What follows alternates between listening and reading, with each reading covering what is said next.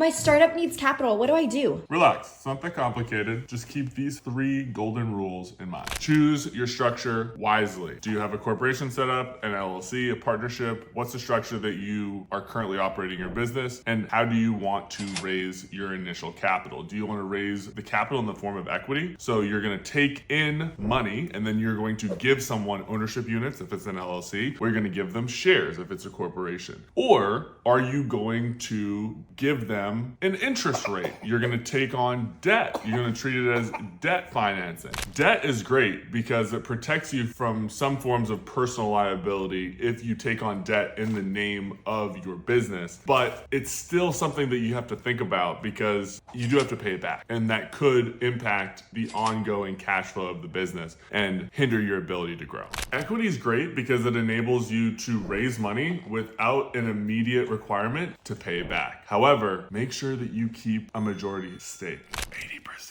or more is better.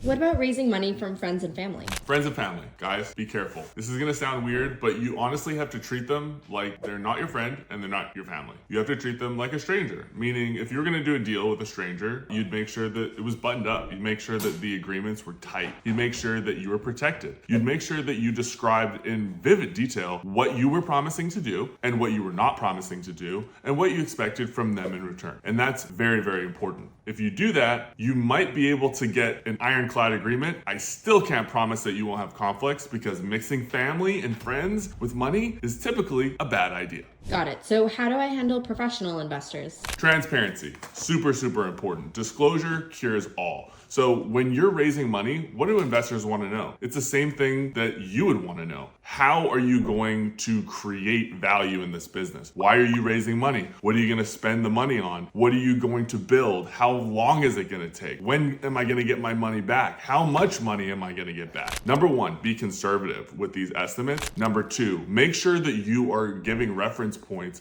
for how you're getting to this information. Disclose that. So you're getting to a certain place on your models and on your projections. How are you getting to that place? Make sure that you show your work. Create a data room, give all the investors access to it, and make sure that it is kept up to date with relevant and valid information. When that information gets stale, update it. Wow, where did you learn all this? Come on. I represented the biggest banks on Wall Street, working for the biggest firms in the world. I know this stuff.